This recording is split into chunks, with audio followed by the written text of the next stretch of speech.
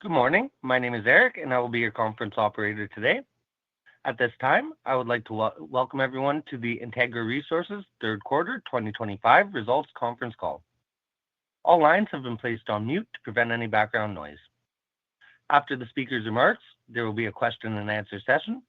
If you would like to ask a question during this time, simply press star followed by the number one on your telephone keypad. If you would like to withdraw your question, press star one again. Thank you. I'd like to turn the meeting over to Jason Banducci, Vice President, Corporate Development and Investor Relations. Please go ahead, Mr. Banducci. Thank you, Operator. I would also like to welcome everyone to Integra's Third Quarter 2025 Operating and Financial Results Conference Call. Before we begin, I would like to note that we will be making forward-looking statements during today's call. I will direct you to the second slide of the earnings presentation, which contains important cautionary notes regarding these forward-looking statements. The cautionary notes can also be found on Integra's corporate website. All dollar amounts discussed today will refer to U.S. dollars unless otherwise noted. On the call today, I'm joined by Integra's President, CEO, and Director, George Salamis, Chief Operating Officer, Cliff Lafleur, Chief Financial Officer, Andre St-Germain, Vice President of Finance, Sean Deisner, and the General Manager of the Florida Canyon Mine, Greg Robinson. Today, we are pleased to provide an operating and financial update for the third quarter of 2025, followed by a live Q&A session. With that, I'd like to hand the call over to George to kick things off. Thanks, Jason. 2025 continues to be a transformative year for Integra. When the company acquired the Florida Canyon Mine in late 2024, Integra transformed overnight from gold developer to gold producer. The primary goal of acquiring Florida Canyon was to secure a consistent and reliable source of cash flow that would allow the company to advance its flagship development stage projects, DeLamar and Nevada North, and remove the need for dilutive annual equity financings. For the third quarter in a row, Florida Canyon has successfully delivered on this objective. In the current gold price environment, Florida Canyon is generating significant cash flow, which has transformed the company's financial position and strengthened our ability to execute on our strategy. As anticipated, Florida Canyon will see significant reinvestment during the remainder of 2025 and into 2026 across several ongoing initiatives to support a profitable mining operation for many years to come. The next few quarters represent a capital-intensive phase of the long-term continuous improvement plan for Florida Canyon. Major investments are underway in key areas, including a heap leach pad expansion, increased capital waste stripping, a revitalized mobile equipment fleet, process optimization, and enhanced mine planning. The goal is to sustain and grow Florida Canyon, extend its mine life, and address historical underinvestment. Integra is laying the foundation for a more efficient, longer-lived operation with an improved cost profile in the years ahead. The company's ongoing work at Florida Canyon will be incorporated into an updated life of mine plan, expected to be published in the first half of 2026, in which Integra aims to highlight the exciting future for this cornerstone asset. Florida Canyon's ability to generate cash flow has allowed the company to expedite and bolster initiatives at the DeLamar project, including the ongoing feasibility study and advanced mine permitting efforts. The company's enhanced financial strength has also allowed for an increased budget for the Nevada North project to complete crucial test work to support future economic studies and permitting. Integra is well positioned to deliver on its goals of profitability and project advancement while progressing its long-term vision of building a U.S.-focused intermediate gold producer. Turning to slide 5, we have highlighted several metrics that underscore our key successes in the third quarter of 2025. As you can see, Florida Canyon is doing its job and performing as expected. While there is still much work ahead of us, the mine is currently operating consistently and profitably, adding to Integra's cash balance to support the development and advancement of DeLamar and Nevada North. In the third quarter, Florida Canyon demonstrated consistent performance with a total of 20,653 ounces of gold produced. at cash costs of $1,876 per ounce and mine site all-in sustaining costs of $2,647 per ounce. The average realized gold price during the quarter was $3,464 per ounce, allowing Integra to demonstrate its significant cash flow leverage to the spot gold price. Q3 revenue was a record $70.7 million, and operating cash flow generated from Florida Canyon was $35.6 million. During the quarter, Integra deployed $17.1 million of sustaining and growth capital at Florida Canyon to support important initiatives such as heap leach pad expansion, fleet refurbishments, capitalized stripping, and growth drilling.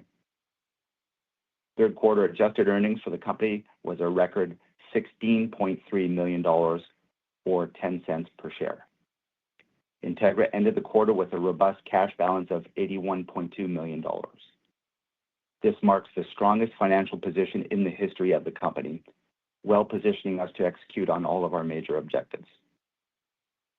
Integra also remains focused on advancing our flagship development stage asset, the DeLamar project. During the quarter, we were pleased to announce the acceptance of the mine plan of operations by the Bureau of Land Management and expect to have clarity on the path ahead for federal permitting in early 2026. During the quarter, we also made significant progress on the ongoing feasibility study, which we expect to announce in Q4 of 2025. Lastly, we are also extremely proud to announce the signing of a relationship agreement with the Shoshone-Paiute in August, establishing a transformative and long-term partnership for the development of DeLamar. I will provide further commentary on this historic relationship agreement later on in the call. Now I will hand the call over to our Chief Operating Officer, Cliff, to discuss the operating results for Florida Canyon in Q3. Thanks, George. Turning to slide 6, we've outlined the key operating metrics for Florida Canyon in the third quarter of 2025, where we mined approximately 2.5 million tons of ore and 3.4 million tons of waste, resulting in a strip ratio of 1.34. The higher strip ratio reflects increased capitalized waste stripping while ramping up new mining areas, which is aligned with the company's reinvestment strategy at Florida Canyon. Additional waste was mined this quarter due to a temporary adjustment of the mine sequence for several weeks to overcome dust challenges caused by a singular water shortage in the dry summer months. The temporary water shortage was caused by a problem at a historic water well, which has been successfully replaced. Year-to-date 2025, the company mined a total of 8.6 million tons of ore and 8.2 million tons of waste, resulting in a strip ratio of 0.95. Mining rates are expected to remain elevated in quarter 4 due to continued waste stripping in higher pits. The increased run-of-mine ore tons placed, and this is consistent with the company's full-year guidance. Florida Canyon produced 20,653 ounces of gold in the third quarter 2025. The increased production in Q3 was supported by the recovery of gold ounces that have recently been placed on the Phase 3A heap leach pad, and also by residual ounces recovered from Phases 1 and 2 leach pads. And we also had increased solution flow through the leach pads, and the new carbon-in-leach column circuit commissioned in late 2024 also helped. During the third quarter 2025, construction of the Phase 3B heap leach pad at Florida Canyon continued, with commissioning expected to be completed in this quarter 4. Florida Canyon produced 58,063 ounces of gold year-to-date 2025, which is in line with the annual guidance of 70,000 to 75,000 ounces of gold. Q4 2025 production is expected to benefit from more ounces placed as run-of-mine tons and from improved grades from the North Pit. Additionally, we expect continued recovery of residual ounces from Phase 1 and Phase 2 heap leach pads. Average gold process recoveries in the quarter of 60.7% were similar to the 60.5% achieved in quarter 2 and is in line with the annual recovery expectations. Cash costs averaged $1,876 per gold ounce in quarter 3 and $1,915 per gold ounce year-to-date. Mine site AISC averaged $2,647 per gold ounce in quarter three and $2,542 per gold ounce year-to-date 2025. This is at the top end of the company's 2025 AISC guidance of $2,450 to $2,550 per ounce. Similar to many of our peers, the elevated gold prices are adding cost pressure in the form of increased royalty and tax payments. Royalties and excise taxes, which constitute a material component of cash costs and mine AISC, are directly impacted by fluctuations in the gold price. At present, a $100 per ounce change in the gold price results in an estimated $7 change to both cash costs and mine site AISC. In quarter three 2025, the company invested $15.4 million in sustaining capital, bringing total year-to-date 2025 spending to $35.6 million. This reflects the company's continued commitment to reinvesting in Florida Canyon through new leach pad construction, increased capital stripping, and mobile equipment refurbishments. The company also invested $1.8 million in non-sustaining growth capital during quarter three and $2.6 million year-to-date 2025. This spending was focused on drill testing, lateral extensions, and in-pit infill drilling, as well as waste dump drilling. These expenditures are in line with the company's 2025 guidance. We are continuing to reinvest into the mine and allocating the capital required to support a profitable mining operation at Florida Canyon for many years to come. Moving to slide 7, we'd like to highlight Integra's 2025 production and cost guidance for Florida Canyon heading into the later part of the year. 2025 annual gold production guidance of 70,000 to 75,000 ounces, which we'd like to highlight the company is on track to meet. 2025 cash cost guidance at Florida Canyon was set at $1,800 to $1,900 per ounce gold sold, including royalties and excise taxes. Mine site all-in sustaining cost guidance at Florida Canyon was expected to range from $2,450 to $2,550 per ounce of gold sold. This reflected the capital-intensive period at Florida Canyon expected in 2025 and continuing into 2026. As previously discussed, we are currently seeing material cost pressure due to increased royalties and excise taxes directly related to increased gold prices. Therefore, we expect costs for the full year to be slightly above the top end of our guidance. 2025 sustaining capital expenditures were expected to range from $48 million to $53 million, focusing on capitalized waste stripping, mobile fleet rebuild and replacement financing, heap leach pad expansion, and other sustaining items. Capital spending at Florida Canyon during the quarter was slightly below expectations due to the timing of expenses, primarily relating to mobile equipment refurbishment and replacement. We expect that the difference will be made up in the fourth quarter, and guidance on sustaining capital expenditures will be reached by the year's end. Growth capital guidance between $8 million and $10 million at Florida Canyon is expected to be deployed on expansion projects and various studies, including drill testing oxide targets, mobile equipment financing to augment the fleet, engineering studies on potential steepening of pit wall slopes, and the possibility of increasing run-of-mine gold mineralized material to the heap leach pad. Year-to-date at Florida Canyon, approximately $2.5 million has been allocated to support the 2025 oxide growth drilling program focused on near-mine targets ahead of a resource, reserve, and life-of-mine plan update in 2026. At Florida Canyon, we are focused on consistent and safe production, process and cost optimization, significant capital investment, and growth. I'll now pass the call back to George to provide highlights on the ongoing growth drilling program underway at Florida Canyon. Thanks, Cliff.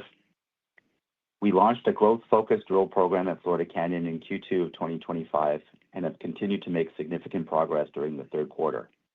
To remind everyone, the 2025 growth drilling program is focused on 3 key areas.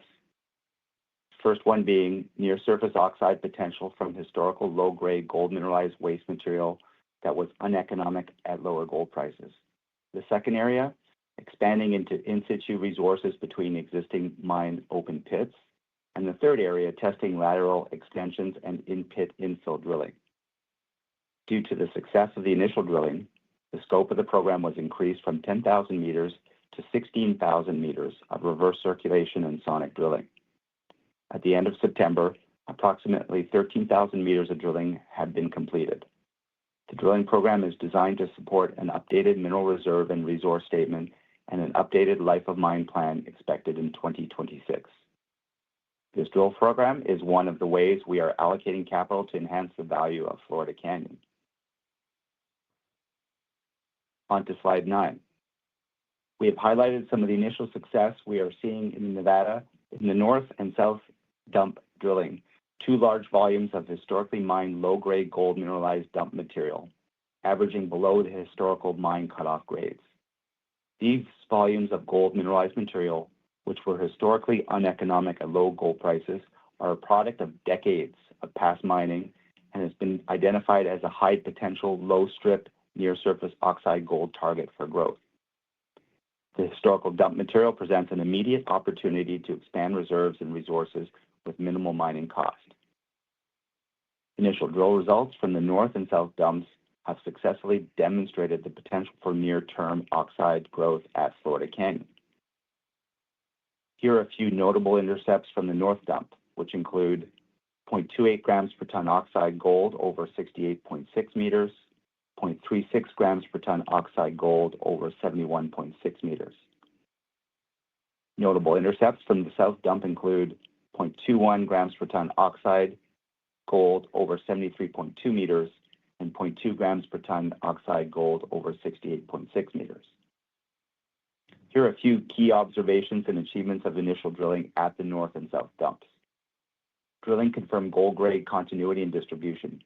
We're seeing grades in line with in-situ material currently being economically mined. Drilling collected material for metallurgical testing, including bottle rolls, column tests, and permeability assessments. Initial results support the potential conversion of this material into mineral resource and reserve through inclusion in an updated resource and reserve block model and mine plan. Dump material offers potential to increase future operational flexibility by providing readily available gold mineralized material suitable for heap leaching that will not require blasting. Material could potentially improve near to medium-term ore feed without significant capital investment while potentially reducing reliance on higher strip in-situ material. Based on a combination of historical drilling and drilling as part of the 2025 Florida Canyon Oxide Growth Drilling Program, the company developed preliminary volume and grade estimates for the north and south dumps. The north dump has an estimated potential volume of 19 to 32 million tons with a grade range of 0.11 to 0.25 grams per ton oxide gold. The south dump has an estimated potential volume of 15 to 24 million tons with a grade range of 0.11 to 0.25 grams per ton oxide gold. The combined dumps have an estimated potential volume of 34 to 56 million tons with a grade range of 0.11 to 0.25 gram per tons gold. At this stage, the potential quantity and grade of the north and south dumps are conceptual in nature and do not constitute a compliant mineral resource or mineral reserve. Please refer to the cautionary language within this presentation and within the company's news release from October 9th. Tonnage ranges for the north and south dump are derived from an estimated mineable percentage of the total dump volume calculated from three-dimensional surfaces and an approximate volume of material exceeding the current mining ore grade cutoff. These assumptions are generally based on the site technical staff's knowledge of the Florida Canyon geology, rock types, and metallurgical characteristics, in addition to visual inspection of the drilling sample so far. North and south dump material was originally mined in the late 1980s to the mid-1990s when gold prices ranged from US $325 per ounce to $450 per ounce, and cutoff grades were between 0.28 and 0.34 grams per ton gold, which is significantly higher than current cutoff grades used at Florida Canyon. Drilling results so far indicate that the upper end of grades in the dumps average slightly lower than the historic cutoff grades at 0.25 grams per ton oxide gold. Therefore, the grade range of the mineable mineralized material in this historical waste dump is estimated to run from the approximate current cutoff grade of 0.11 grams per ton oxide gold on the lower end and up to 0.25 grams per ton oxide gold on the higher end. While further work needs to be done, the drill results to date from the north and south dump, combined with the initial volume and grade estimates, underscore the near-term growth potential of this material for the future of Florida Canyon. Turning now to slide 10, a secondary focus of the drill program is on gold resource expansion opportunities within saddle and ridge zones located between existing open pits. Several of the interpit areas remain sparsely drilled and offer significant upside gold potential, with historical drilling demonstrating encouraging intercepts of mineralization at or near surface. Interpit areas targeted as part of the drill program include the Central and Radio Tower Pit Saddle, the Florida Canyon Saddle, the North Pit Saddle, and within the Radio Tower Pit itself. Notable intercepts from these interpit areas include 0.47 grams per ton gold over 39.6 meters in the North Pit, 0.78 grams per ton gold over 76.2 meters in the Central and Radio Tower Saddle. Here are a few key observations and achievements of initial drilling conducted in the interpit areas. Confirmed gold grade continuity and distribution within targeted zones. Collected material for metallurgical testing, including bottle rolls, column tests, and permeability assessments. Initial results support potential pit expansion, specifically between the Central and Radio Tower pits, two of the largest areas of known gold mineralization at Florida Canyon itself. Success within the identified interpit areas has the potential to meaningfully increase mineral resources and reserves by extending existing pit limits within the current Florida Canyon mine plan of operations. The 2025 drill program at Florida Canyon and supporting analysis is expected to support a mineral resource and reserve update and a revised life of mine plan in 2026.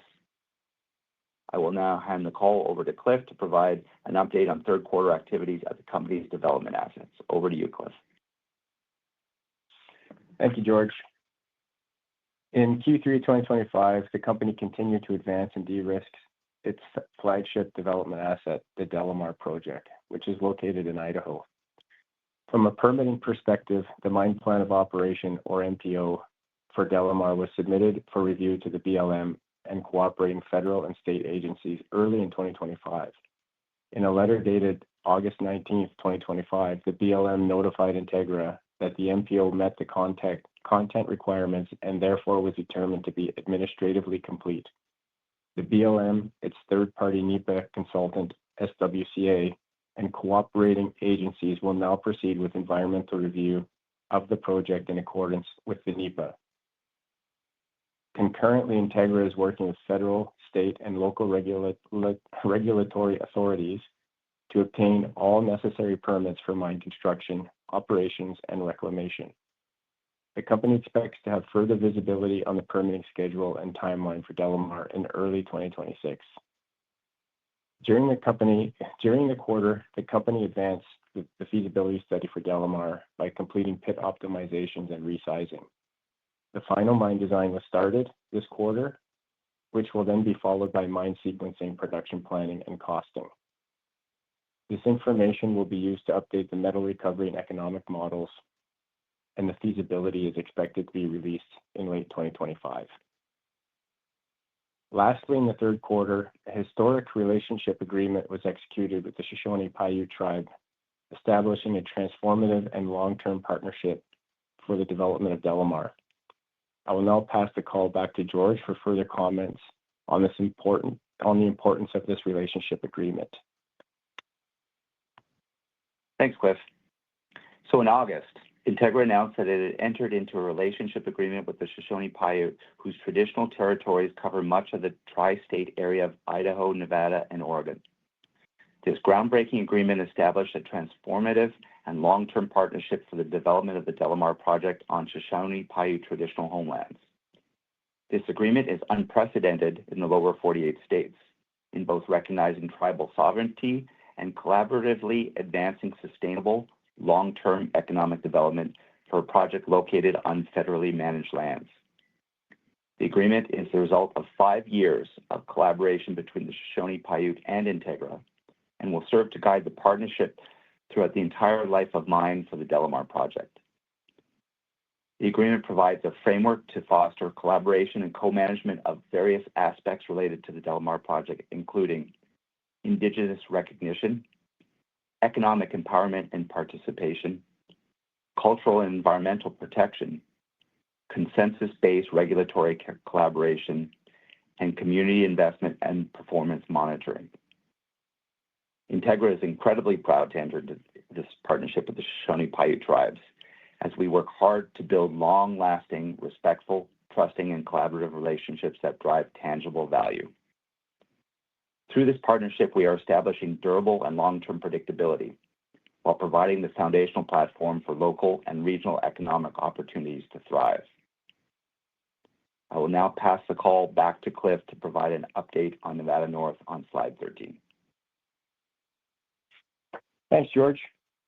During the quarter, the company also continued to advance the Nevada North project, which consists of the Wildcat and Mountain View deposits.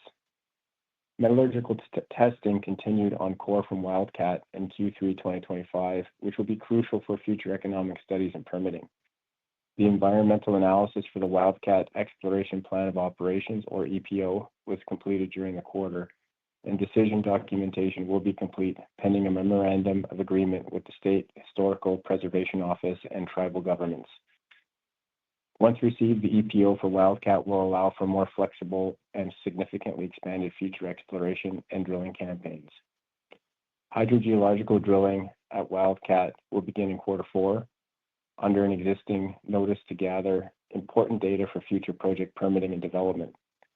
The reclamation permit for Nevada Division of Environmental Protection, NDEP, Bureau of Mining Regulation and Reclamation, BMRR, is also in process and anticipated in Q4 2025. If we take a look at Mountain View, environmental analysis for the Mountain View EPO was completed during the quarter.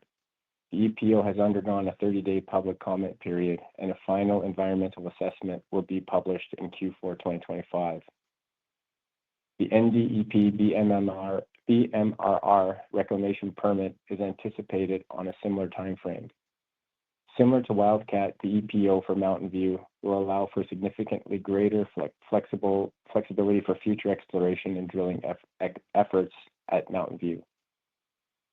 With greater financial resources available to the company than ever before, we're working fast on these initiatives to develop the projects at Nevada North. In 2026, we will begin work on an updated technical report for Nevada North, which we will aim to release in early 2027. The continued advancement of Nevada North remains a key part of Integra's growth strategy and crucial for the company to achieve its goal of becoming a mid-tier producer. I will now pass the call to our CFO, Andre, to provide an overview of the Q3 financial results. Thanks, Cliff.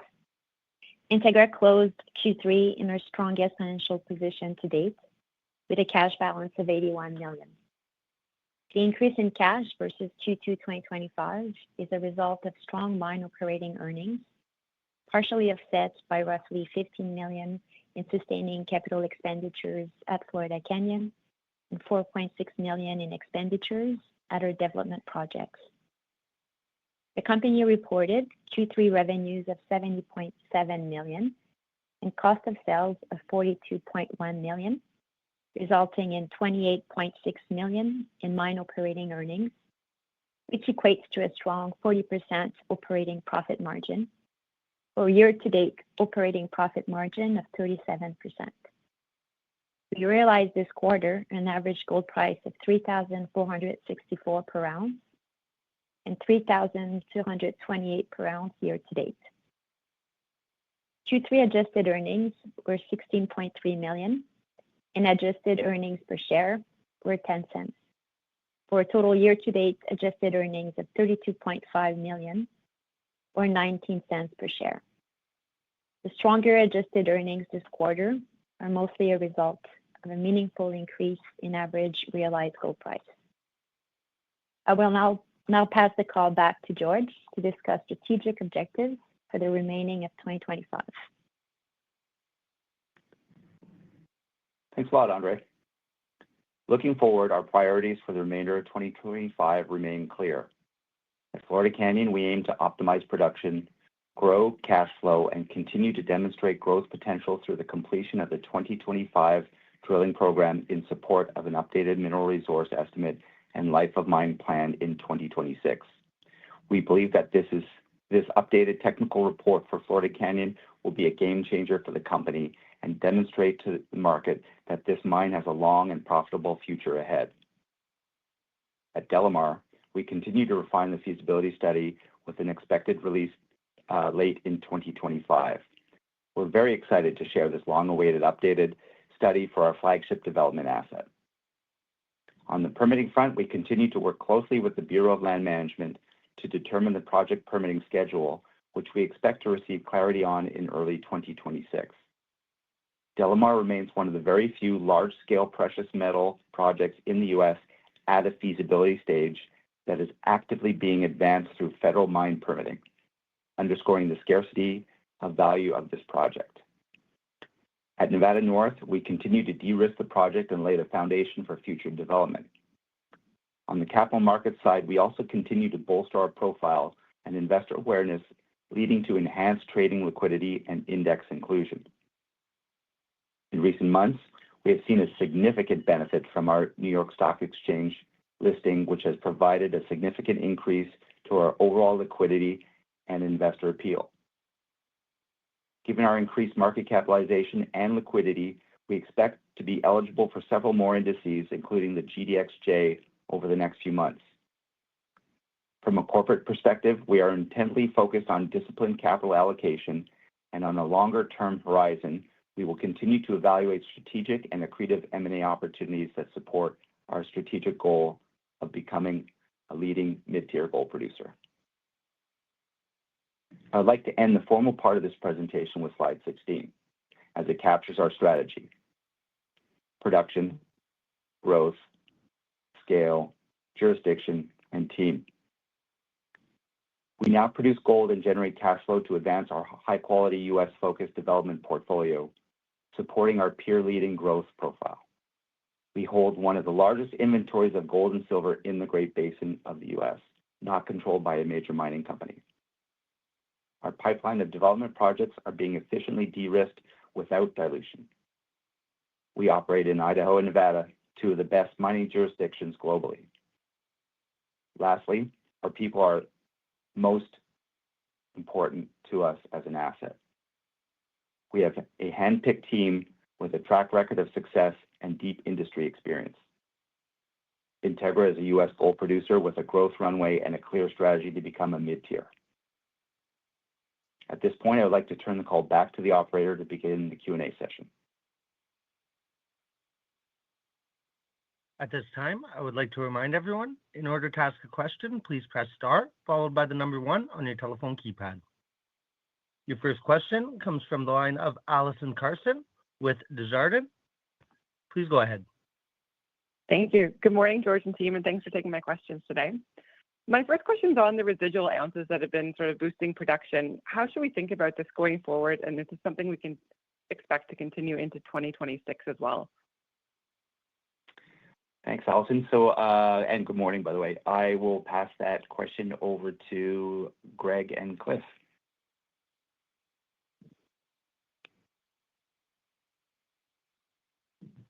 Yeah, I'll start the. Yeah, go ahead, Greg. You know more about it than I do.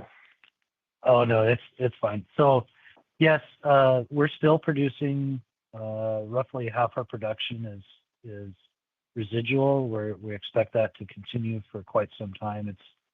It will kind of taper off over time, but that's a period of months and years that will happen. So Right now, though, it's producing pretty well. Okay, great. And then just one question on DeLamar. I was just curious if the U.S. government shutdown had affected permitting at all. Like the NOI is a bit delayed. And do you expect the delay in the NOI to impact your development timeline at all? Yes. So interesting point here, Allison, which is because we have something in place with the Bureau of Land Management called a cost recovery program, where we're essentially funding the BLM and the people involved in the BLM permitting on our file specifically to work on our file. We're paying their salaries and we're paying for their time. So what that meant is literally during the government shutdown, those people working on our file were still working and were still paid. So short answer is no delay in permitting timelines as a result of this the government shutdown, which is now obviously concluded, but it did not set us back. That's great. Great to hear. Well, that's all the questions I have today, and congratulations on a good quarter. Thanks, Allison. Your next question comes from the line of Brian MacArthur with Raymond James. Please go ahead. Good morning, and thank you for taking my question. Obviously, you're getting a lot more material at Florida Canyon. When you do these studies for Florida Canyon and even for DeLamar, what sort of gold price are you going to use going forward? Have you figured that out yet? Cliff, I'm going to pass that one on to you. Yeah, it's a good question. The old methodology of using the 3-year moving average is kind of out the window in the last, call it, year period. We're keeping an eye on consensus, obviously trying to stay under consensus for our economic models while we compare to peers that are releasing studies. We're seeing studies coming out in the $2,500 range all the way up to $3,000 range. So we haven't selected a final price yet. That will come out in the technical report as we wait for a few other studies to come out. But we're trying to remain within the realm of what the market is doing. For cutoff grades and things like that, we're staying within range of what other people are putting out there to remain consistent. That makes sense. So, but just on that, with DeLamar coming in Q4 and Florida Canyon next year, are they going to be at different prices potentially, or are you going to kind of set it based on what you see in Q4?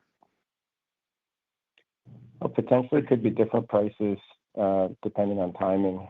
I don't know through the crystal ball what the gold price will be in H1 2026, but if it's significantly different than where we are when we select the price for DeLamar, we'll reconsider a new price. And Cliff, I can just add here, it's Jason Banducci on the line. And what I would say is we're trying to strike a balance with keeping cost assumptions from the gold price perspective, price assumptions in line with where our peers are. And I think whatever we choose to use for DeLamar and Florida Canyon, the difference in prices will be captured in both of the sensitivity tables. And again, we're trying to do this in line with what everyone else is doing. But if you look back over the last 2 years, average gold price is just above $2,700, and over the last 3 years, average gold price is just above $2,400. And so I think you'll see something in and around one of those two ranges. Great. Thanks. That's very helpful. Thanks, Brian. Your next question comes from the line of Phil Kerr with Ventum Financial. Please go ahead. Morning, George and Integra team. Congrats on everything, especially with Florida Canyon since its acquisition around this time last year. You've definitely steered the right ship with that operation and showing up on your balance sheet through free cash flow. My question today is, I can really appreciate the need for various capital investments at Florida Canyon, but at what point or where in your timeline do you see these major investments behind you and enable Integra to really start ratcheting up free cash flow? And to build on that, should we continue to see elevated gold prices and strong margins, what items could need capital at the mine that currently are not in your current operating scope? Cliff, do you want to take a shot at the capital expenditure or sort of maybe outlook for 2026? Right. So in the current plan of operations, where the capital was to be curtailing at the end of 2026 and slightly into 2027. What's on the table right now with the additional drilling and slightly increasing the gold price is you start looking at things like mine expansions and more stripping. So that could have an impact on some more capital stripping. And of course, looking at the fleet, if you're going to extend the mine life with, say, a pit expansion, then some of the equipment needs to be refurbished, replaced. So I don't have a hard and fast answer on when the capital will stop yet. We still need to do the work on updating the resource with the new drilling and including the waste dumps and see how we can best arrange that mining for growth, not only long-term growth, but potentially annual production growth. So it's hard to give a definite this much capital by this time right now, other than it's going to be different than what we put out for like we were thinking end of 2026, early 2027. That could get pushed out. Yeah, Phil, maybe I can add to that as well. I mean, the feasibility study with the updated resource and reserve and mine plan expected for sometime in H1 next year. I think that'll be obviously we're pretty confident that's going to be a really robust study. I think it's going to put a really nice new coat of paint on an asset that'll show a much longer mine life than we currently have in the existing mine plan. And along with that, as you know, we're doing a lot of optimization studies looking at trade-offs when it comes to processing, trade-offs when it comes to mining, pit expansions, et cetera, at higher gold prices. And so that study will be very revelatory when it comes to future capital requirements to expand production, to expand mine life. I think looking at that study will be something that you'll want to focus on in H1 of next year. Yeah, that's great. I definitely think that'll help. And just to expand on the mine equipment fleet, could you give us a sense of the scheduling or how you're attacking, the trucks and other items across the fleet on a quarter-by-quarter basis? Is it, refurbish one truck, purchase one truck, or how can we anticipate this moving forward? There's Cliff, over to you on that one.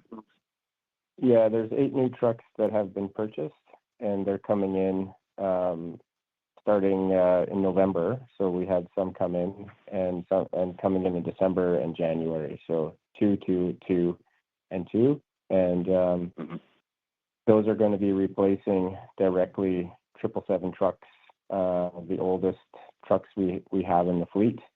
And it comes in at about 2 785 trucks, which we've purchased for 3 777 trucks.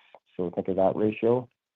The remaining truck fleet bought in 2021, they're coming. Some of them are coming up on second PCRs in 2026 and 2027. So they're in the plan right now to just be refurbished, and they're being done at a rate to keep pace with mining. So if you sit one truck while you refurbish it, it's not hurting the fleet. And as George mentioned, there's optimizations that need to be done for the technical report with growth and just making sure that we have the right capital outlay for the fleet in the future. If things That's perfect. Right now, if we think the plans we've come up with were good with the refurbishment. If we grow, we're doing work to make sure that we're still okay or need to purchase. Okay, that's great. Thank you very much. Congrats again. Thanks, Phil. Your next question comes from the line of Heiko Ihle with H.C. Wainwright. Please go ahead. Hey there. I assume you guys can hear me okay? Yeah, Heiko, we can hear you fine. Oh, perfect. Hey, thanks so much for taking my questions. The first one's been answered, but you talked about some of the north and south dump material, and then the inner pit areas. Maybe give a bit of color on how much drilling was actually done there, what you've been seeing, and probably most importantly, what, if anything, you've been seeing that you didn't expect. Yeah, so I mean, there has been drilling done in the past in these areas. In some cases, it's sparse, Heiko. In some cases, it's closer spaced, specifically focusing on the north and south dump material. So what we're doing right now, very similar to the approach that we used at DeLamar, if you recall, we drilled off a lot of that historical sort of low-grade stockpile material that was left behind by Kinross. Getting the grade of that material down right and done properly is mission number one for that material. We've established volumes, right? But nailing down the grade is key. And so what we're doing as an approach on that material is we're doing a combination of RC and sonic drilling, again, exactly as we did at DeLamar, and it worked very well, just to compare the two. And so far, on a very preliminary basis, the two methodologies of drilling that material off using those two techniques seems to be correlating really well. And in addition, it's correlating very well to some of the historical drilling that's been done in those areas as well. So it's an ongoing process, I guess, for the dumps, but so far so good on that material. On the interpit areas, again, we're drilling close to areas that have been drilled previously. However, in those interpit areas, in the past, these areas were not drilled sufficiently to pull a pit in those directions. And so we're essentially filling in some gaps so that we could potentially pull pits into those interpit areas. And who knows? Maybe at some stage, later on, those pits start to connect up. We start to push high walls back, etc., and connect those pits up. But again, so far the results, as I alluded to on this conference call, were really encouraging. I mean, great widths of mineralization and really decent grades in some of those areas. Building on all of that, you want to maybe provide just a touch of color how much drilling that area should see? Yeah, so we're in the process right now, Heiko, of kind of working out our drill budgets for next year, and I think they're going to be quite substantial. We haven't come out with a number on that yet, but we have sufficient indication of mineralization in these areas to really warrant more drilling next year. And so, whether that looks like 5, 10, 15, 20,000 meters, we're still yet to be determined on that, but we're working on that now. Okay. Fair enough. I'll get back to you. Thank you. Thanks, Heiko. Your next question comes from the line of Brian MacArthur with Raymond James. Please go ahead. Good morning. Sorry, can I just follow up on all these discussions for Florida Canyon? When you come out with a new study to extend mine life, is all this material within permitted areas, or is there going to be, are we talking something that's going to be longer and bigger that requires new permitting and things like that? Yeah, so from a drilling perspective, we've kind of broken things down into two different buckets there, Brian, which is what I would call kind of traditional mine exploration. So, the things like the North Dumps, for example, are all within the mine plan of operations. So no new permitting required for that. The interpit areas, same thing. It's all within the boundaries of the mine plan of operations. So no new permitting for that material. And then if you step outside of the mine plan of operations and you look more regionally to the north and to the south for many miles, all the way down to the Standard deposit, for example, if you were to look at a map of it, and sorry, I can't put a map in front of you right now, but the Standard area, for example, has a mine plan of operations already on it. So if we're going to be drilling the Standard deposit, which is about 5 miles to the south of Florida Canyon, no additional permitting required there. And there are other areas where we have exploration permits within that block. Certain other areas will require permitting. Probably on a 5-acre notice would be sufficient for that purpose, which is not an onerous process. But yeah, just to recap, everything that's within sight of the crusher on the mine plan of operations, no permitting required for that. Okay, great. Thank you. There are no further questions at this time.